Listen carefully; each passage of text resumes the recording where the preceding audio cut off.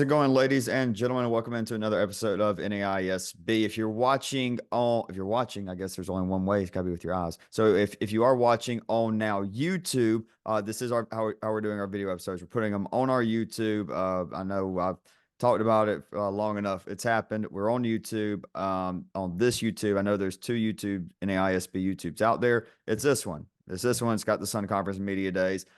Twitter episodes were phenomenal. Loved them. Had a lot of fun with them. But Elon, maybe we can work out something else later on down the road, Mr. Musk. But we are on YouTube like pretty much every other podcast. So like, subscribe. If you're listening on audio, go over to our YouTube, like and subscribe. We are going to have exclusive content, exclusive interviews just on YouTube. So you're going to want to be keeping up with that. We're going to do our YouTube shorts, et cetera, et cetera. We're going to get in the YouTube world. We're also getting in the Facebook world as well. We're doing some different things on social media, I know. We are getting on the Facebook world as well.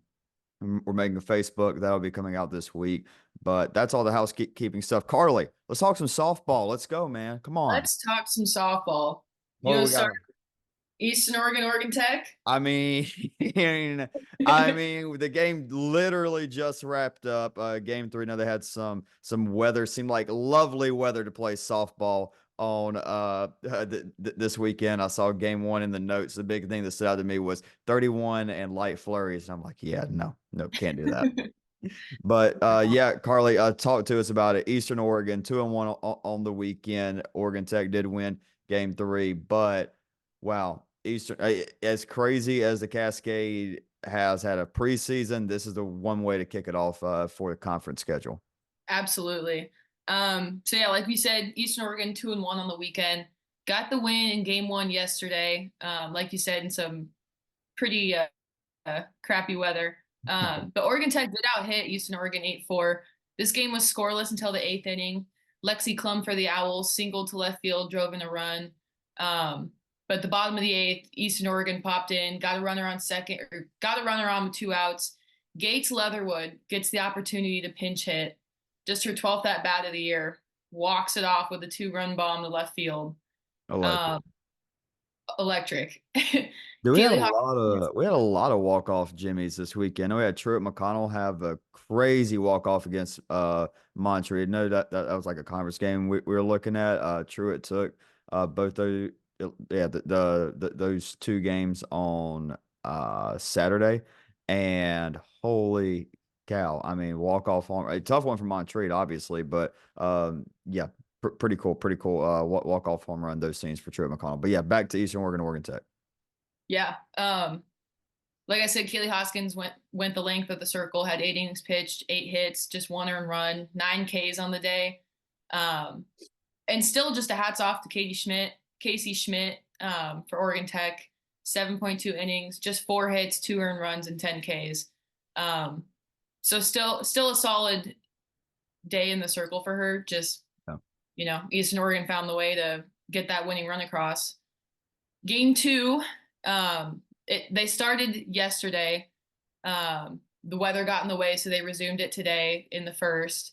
This one was all Eastern Oregon. They go up, I think, 4 in the first inning, and they just don't look back. Madeline Durham goes 2 for 3 with 4 RBIs and 2 doubles. Hannah Tyree goes 2 for 2 with a double and an RBI. And then Kylie Parsons gets the win in the circle, 5 innings pitched, 2 hits, 5 Ks. So that one was all Eastern Oregon. Then I don't know about you. I was watching game 3 a little bit on the live stats.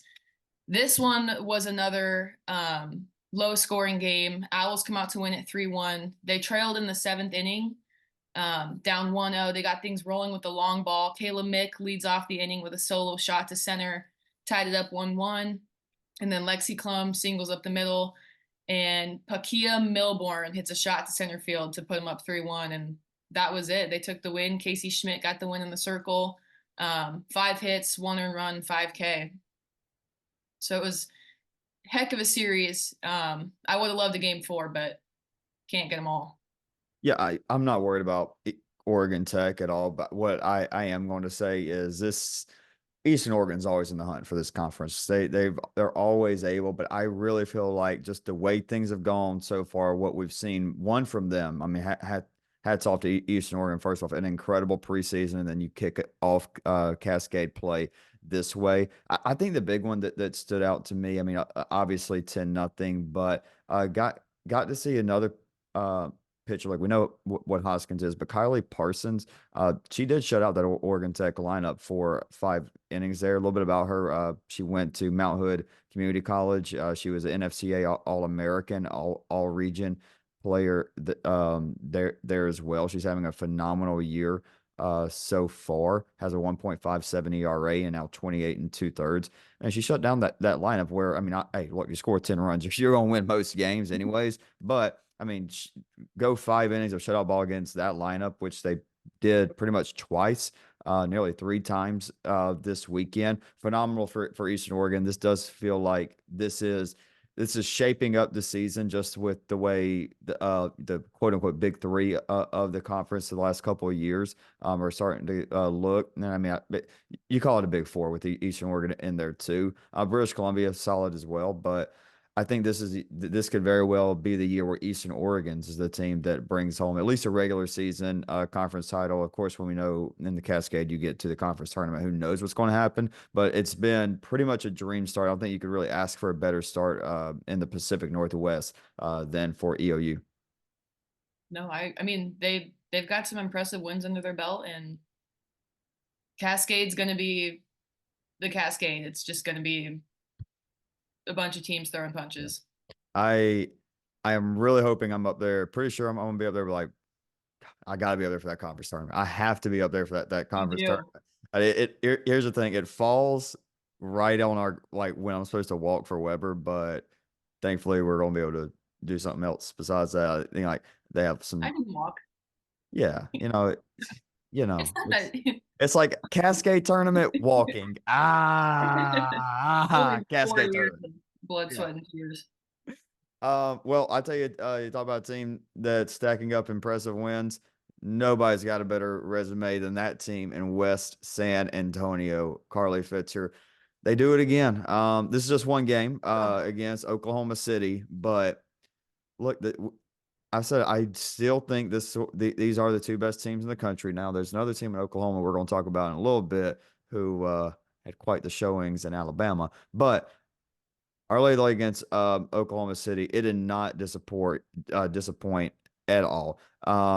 Very, very good pitcher in the circle. Shelby Cornelson, everybody knows her, what she's done, especially in Columbus 2 years ago. But 4 1/3 innings, they get 4 past her, only one of those runs being earned. Oklahoma City, their only run was an RBI from Cameron Garvey, who's looking like she's about to, she's starting to get back to her star status. No pun intended there for Oklahoma City. And then Ollu, they're going to find ways. This team's got power. They're producing runs in multiple ways. This time it was a long ball. Natalie Rodriguez sent one out. Very nice day for her, 2 for 3. And then just, Carly, you said it. These are very, very, very uncharacteristic mistakes for an Oklahoma City team. It's also a team that's playing early in the season, preseason. It's going to happen, but you can't do that against Our Lady of the Lake, especially when they have Cassie Valdez going 12 strikeouts, giving up 2 hits. A phenomenal day in the circle for her. Carly, your thoughts on Our Lady of the Lake, Oklahoma City? I mean, we just did our personal top 10 rankings, and that was our number 1 and 2. So I think they still are the 1 and 2.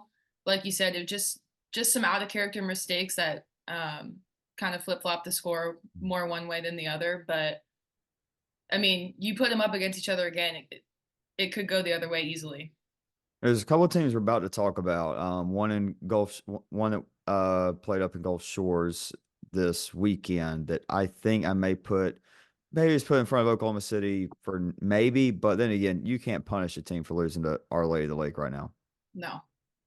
They're doing phenomenal. But I'll tell you another team, very, very solid week. And we talked about Cassie Valdez and the pitching. The pitching for the Georgia Gwinnett Grizzlies was phenomenal this weekend, Carly. Yeah, I mean, I'm not surprised. Yeah. Let's see. Let's start with the combined no-no. Kaylin Berry, Annalise Jarvis. Here's another thing. the pitching numbers we're about to talk about are against very good lineups. Talked about last week against or last episode when they played Commerce, but this against Truett McConnell in Middle Georgia, Kalen Berry, Annalise Jarvis. They combined for the no hitter in Game 2 against MGA. Gwinnett goes 4-0. Chloe Goins, she is staying hot with the bat. 4 RBIs, gets her batting average up to 438. Just real quick before I go back to the pitching, I think the big question, pitching was not ever going to be a question with Georgia Gwinnett this year. Just wasn't. What was going to be the question? Can they manufacture runs? How about 7-0, 10-8, and 8-0? All right, that answers the question. Summer Hickson, great weekend, 5 RBIs, 2 of those, and 2 doubles in the 10-8 win over Truett McConnell. Lindsay Owen continues to be one of the best at whether she's at the bottom of the lineup or top of the lineup. 15 for 15 on stealing bases, 364 batting average. His team starting to add a little bit more pop, starting to see some balls go over the fence as well. And then Annalise Jarvis, 4th career perfect game against Truett McConnell, struck out 14 of the 18 batters. They run ruled them 8-0 in 6 innings. Carla, she hasn't given up a hit since Hannah Lay, who we all know, phenomenal, one of the best leadoff hitters in the country for the Phoenix, got an infield single against her, and I think she threw 14 strikeouts shutout against the Phoenix. That infield single, not to mention, we talked about last episode, Grace Ross for Ollu. Mm-hmm. Gallegos for Georgia Gwinnett, starting to rack up a really good season behind the plate defensively with the arm. She threw out Hannah Lay, who was trying to steal. So the only runner that reached on the infield hit was thrown out immediately by a cannon and Gallegos. You look at it, though, Annalise, 19 innings, giving up 1 hit, not allowed to walk, which honestly, that's not that shocking, but 37 strikeouts. I mean, Insane numbers. Like their video game. They are. If there was the NAISB video game, this is like your 99 overall. What's happening right now? But I tell you, this is the team. If there is going to be another team not named Our Lady of the Lake that's number 1 in the country, it'll probably be Georgia Gwinnett. I think the loss to Cumberland hurt. That 7-4 loss definitely hurt that cause. I don't think they were going to get faulted for the loss against Lawrence Tech with them going 5-1 in Columbus that weekend. I don't think that was going to fault them very much. It is tough. Don't get me wrong. Ollu should be number 1. If Olu's not number 1, I will be shocked. I don't think it's crazy. Other than one team we're about to talk about, I might put GGC 3rd, maybe 2nd. Yeah, it's a battle for 2 and 3. Yep. Let's see. Do we want to go? Where do you want to go? You want to go Friends or you want to go Gulf Shores? We can go Friends. Let's go Friends. Let's go Yeah. Friends. Let's talk about your alma mater. What a weekend for the Warriors. Yeah. We talked about them last episode. They were slated to play Ottawa and Baker. They blinked both of them, going 4-0 on the weekend. So I'll start with their 6-0 win against Ottawa. Aaliyah Rincon. Her. Threw the ball very well all weekend. Went 7 innings pitched, allowed 1 hit, and tabbed 13 strikeouts. Warriors got things going early in the first. Emily Pry scored off a fielder's choice. Amanda Schmatter had a sac fly. Maddie Reiling had a single up the middle to score Ronnie Foote. Speaking of Maddie Reiling, had a great weekend. Hit 454, 2 doubles, 7 RBIs. And then the top 3 of that lineup, Emily Pry, Hallie Meyer, Reese Floro, each went 2 for 4 in the lineup. And then moving on to Baker, a little bit closer of a game, 2-0 against Baker. Once again, Aaliyah Rincon threw another stellar 7 innings pitched, allowed 1 hit, had 8 Ks. This one was scoreless going into the 6th inning. Freshman J.C. Reimers knocked a double to right field, scoring a run. Ronnie Foote followed up, reaching on an error, scored Emily Pry. And then that was it. 4-0 on the weekend, beat Avila 9-1, Dakota State 10-2. Like I said, Maddie Reiling had a good weekend. Emily Pry also had another good weekend, going 574. Scored 5 runs with 4 RBIs. So A good weekend for the Warriors. I think we're heading toward so as we're heading towards conference play, I'm starting to like really pick out these matchups. Like, all right, what's like the like my top five conference matchups coming in? Northwestern against Midland is they're on just a collision course for maybe the series of the year. Yeah. Yeah. Like, It was a battle last year too against them. you were there. I was there. Might have to get you there again this year. I might. It should be at home this year. Oh, sick. Maybe Carly's first live coverage. Yeah. Ooh, ooh, Might. ooh. All right, let's put a pin in that. We'll talk about it. Yeah. Write Well, that down. Friends tournament. Got to talk about the Friends Falcons. 3-1, starting to get the things going a little bit more for the Falcons. Good win over Cotty College 4-3. Big RBI double from Lauren Johnson for Cotty in the 3-run first inning, and then Friends settled in. Pitching was solid the rest of the way. They took the lead on the KCAC Player of the Year, or I'm sorry, Player of the Week. Becca Dunn when she had the leadoff home run. Riley Warts got the win in the circle after coming in the first inning. Only allowed 2 hits, 5 walks. Riley Warts was a big reason why I got standing up on the table about them with at the beginning of the year because it's like we know what this lineup can do, and I still think will do when we get deeper into the season. But they have the pitcher in Warts. Then a couple more solid wins. Park University they beat 3-2, and then Dakota State they handled 7-0. Only loss came against Mid America Nazarene.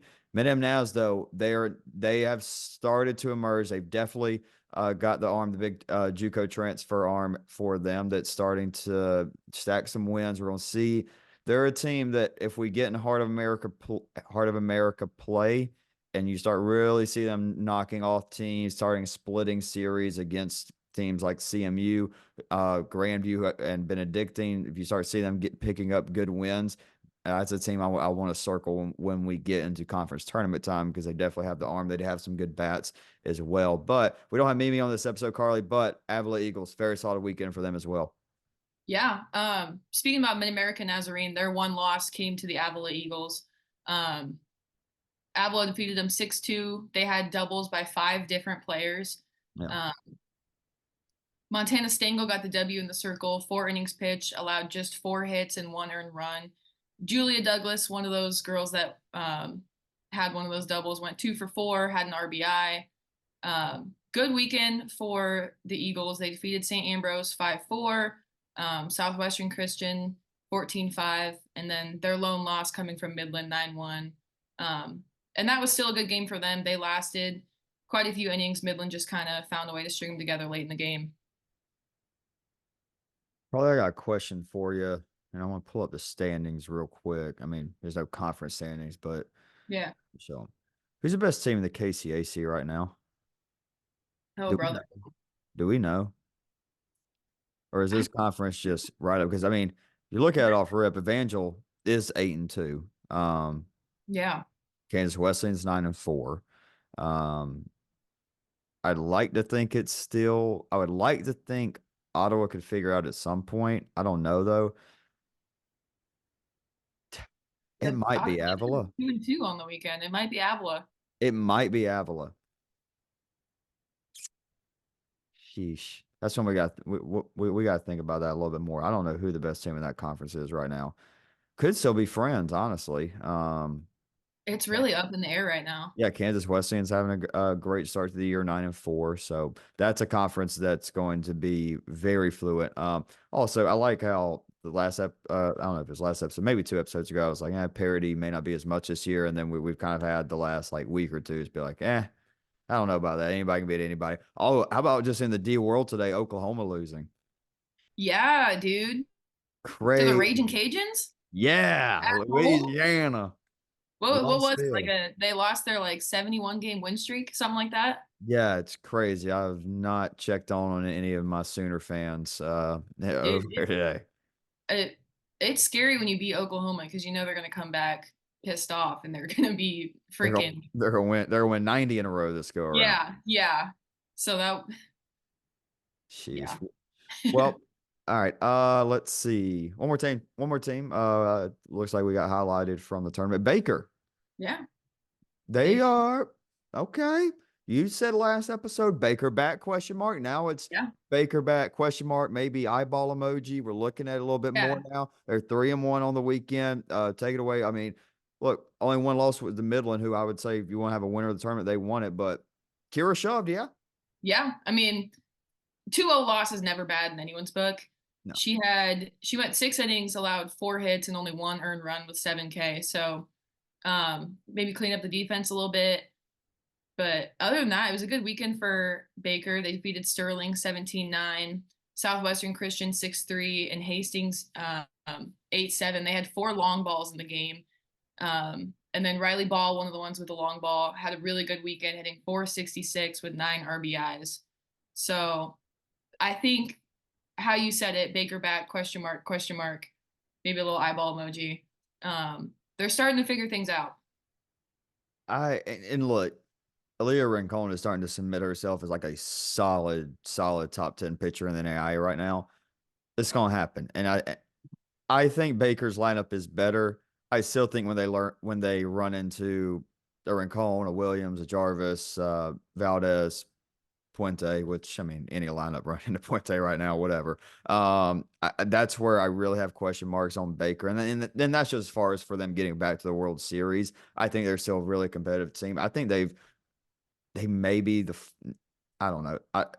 Obviously coming into the year, rankings wise, they were the second best team in the Heart. I don't think I'd put them there. I still think with Grandview and Benedictine Star, which Benedictine, I know they took a tough loss to St. Mary this week. They bounced back this weekend a little bit. But anyways, friends tournament. Anything else you want to hit on before we head down to Gulf Shores?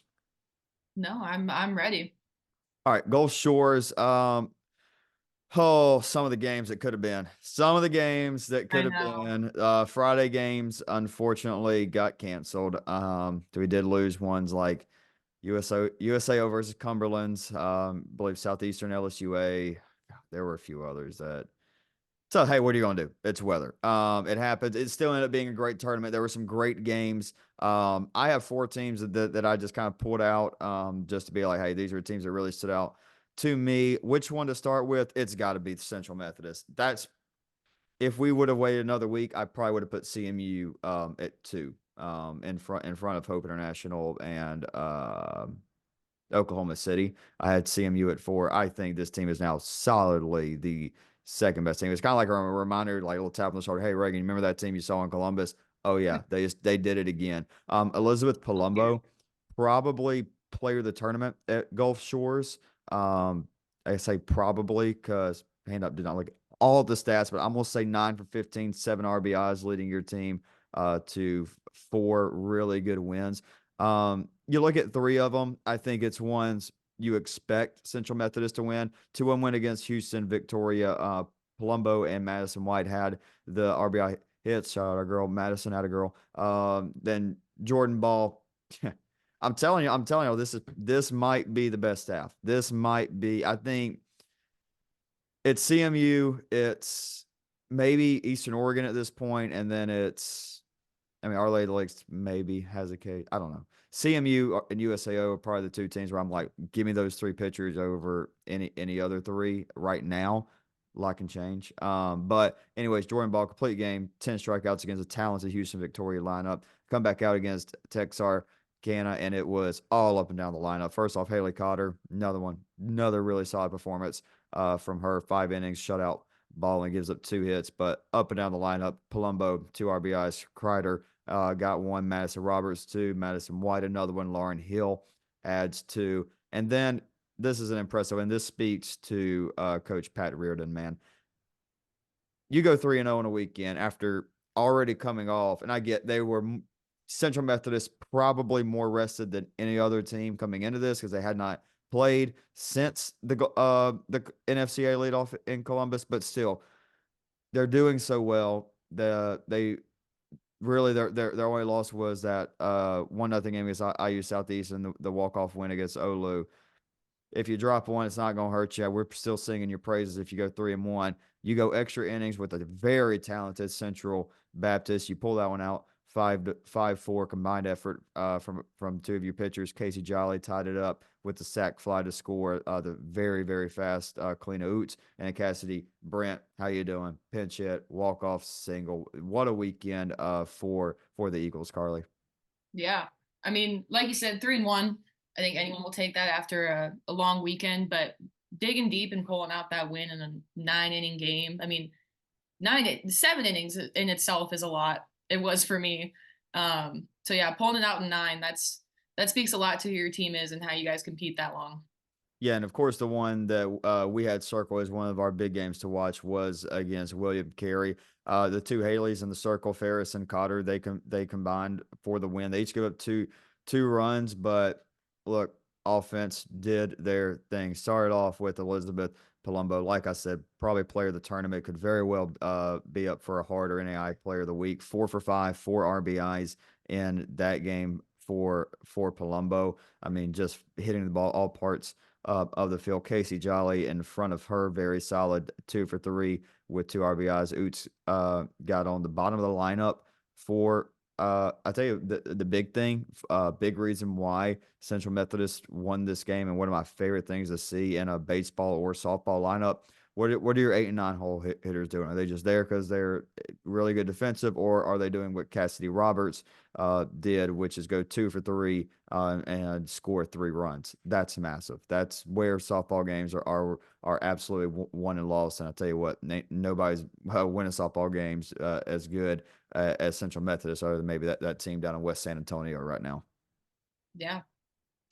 Let's see. Moving on in Gulf Shores, another team. Mentioned them a couple times at this point, but we'll bring them up because they went 3-0 in Alabama, 2-0 in Gulf Shores. They went up to Mobile Thursday and got two crazy wins really this weekend. University of Science and Arts Drovers. Carly, between them and Midland, you think they may have heard us leave them outside their top 10 and be like, bet let's show them what's up this weekend? I think so. I think so. We're sorry. Hey, it's all good. It's all good. But yeah, fantastic weekend for them. First, the crazy game against Mobile, one on air, scored on the air, scored on a wild pitch, took care of business. Sophie Williams did that, and really all 8 innings did great. In the 8th to shut down that Mobile lineup at home. In the circle, Williams went. I'm sorry. In the batter's box, Williams went 3 for 4. Only 1 strikeout. Defense played great behind her. Only had 1 error. And I know the weather was not great in Alabama. I think it was fine for the Mobile game on Thursday. I think it was Friday when it came in. But look, big question for them. Can they produce runs?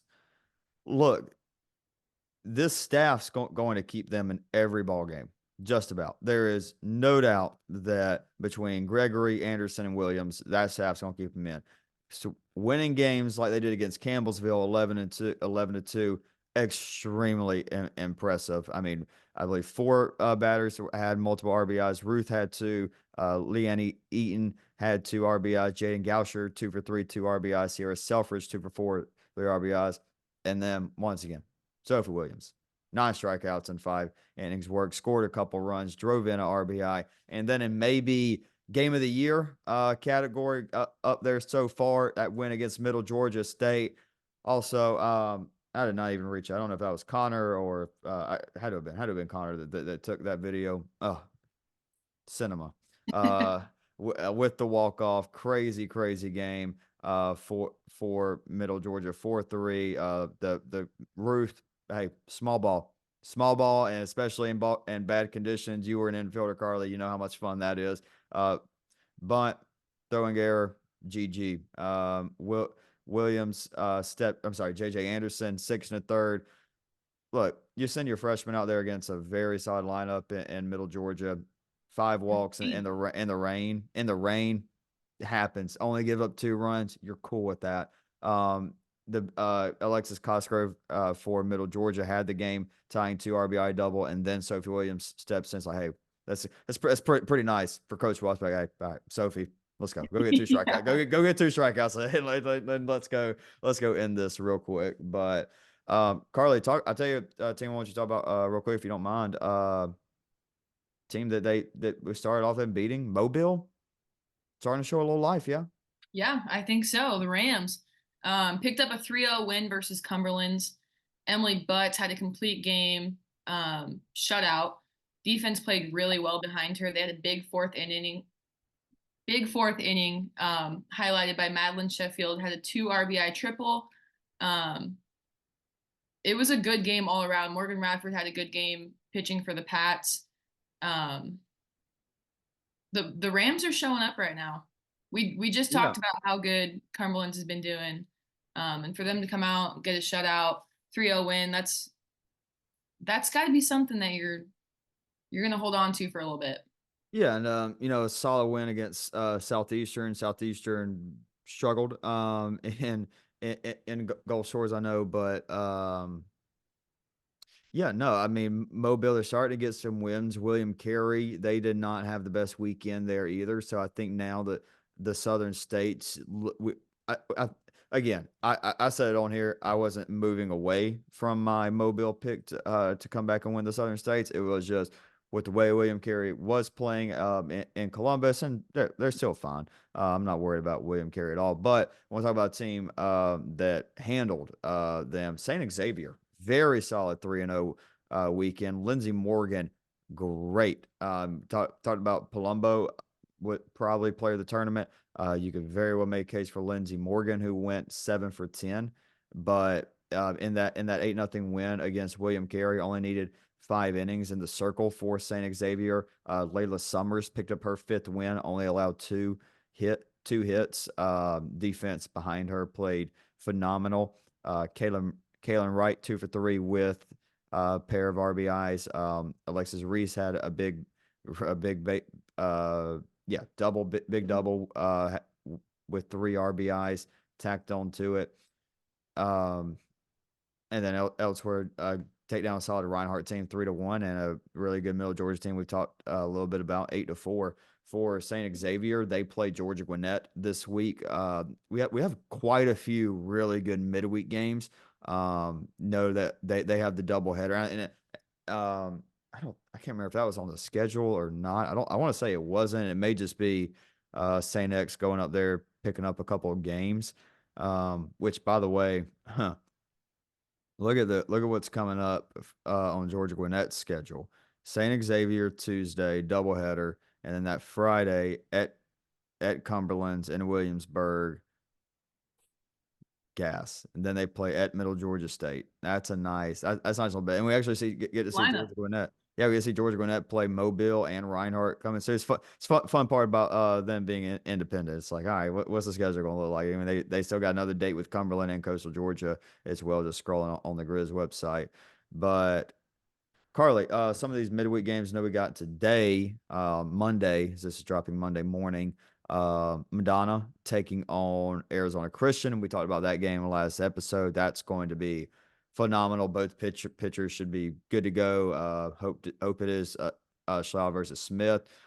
For me, though, I'm actually going to be heading up to Space Coast tomorrow. Talk to y'all a little bit. Yeah. Again, fantastic complex. I'm going to be heading over there. I get to see. I get to start off. I'm gonna be over at Blue Easton.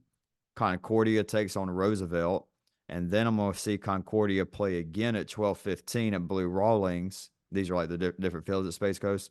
Concordia versus Marion, banger. Then maybe watch Kaiser versus Cornerstone. Could you have it over? Watch that one. Get Indiana Wesleyan's gonna be in town. They take on a couple Sun Conference teams in Ave Maria and Weber. Get to see Coach Babs. Been great seeing them on social media. Their road trip. Been checking that out. So really excited to get to go there. Check out some of those games. Let's see, Carly. What else? We got any other? Sure, we got some other I know midweek. Baker's down there. I don't know what their lineup looks like. I mean, I was looking at St. Xavier's upcoming schedule. Not only do they have Georgia Gwinnett, they got Truett McConnell, Ooh, and then Reinhardt again on Thursday. Tuesday, Wednesday, Thursday is what they're looking like. nice. Yeah, Baker's down there. Myrtle Beach. I see that. We're literally just scrolling on the NAIA website. Do you see that? Oh, Yeah. Park. Got Park versus Ottawa. That's out on Tuesday. Yeah. Yeah, that'll be a good one. There's be Bethany at Avila. That's a solid midweek. Mount Vernon Naz taking on Southeastern and Lakeland. They're in some warmer weather. Know they like that. Valley City, Northwestern. There's also Tuesday. Okay. We got some real solid midweek softball. Some nice midweek softball before we get into the weekend. Of course, our Thursday, Friday, Saturday games. We'll talk about those on Thursday's episode. Let's see, Carly, we're getting real close to just being full on conference play before too long. It's I know that, coming up. yeah, I know we got couple late bloomers. So we'll be getting going a little bit later. Let's check. Oh, that's what the heck? That's way back on January. All right, never mind. How we get there? All right. Anyways, God, it's already March. I know. Crazy. Oh, oh wait, never mind. That's a Friday game. I'll wait. What was it? What piqued you? I I haven't don't. even looked. It was Benedictine in Ottawa. Ooh. That is gonna be a good one. That'll be a fun one. Yeah. Okay, everybody. Again, if you are listening on Spotify or iPodcast or wherever you get your audio, go over to our YouTube, hit like, hit subscribe. We are going to have some exclusive stuff actually from Space Coast. Don't want to spoil anything, but we are going to have some sort of exclusive interviews with players, with coaches. We're going to have on there. It's not going to be the last time we do that. Honestly, that might be where we kind of like what we did with Sarah and Coach Bree from Jessup. Maybe just put that on our YouTube. All right, yeah, it's on YouTube. Go to our YouTube. We're trying to get our YouTube numbers up. We're going to do some very fun stuff with that coming up. Carly, anything else? No, let's another good week of softball. So have a good week. We'll be back Thursday to talk about all the very, very, very juicy games from this weekend or next weekend. Y'all know what I meant. Y'all have a great rest of y'all's day.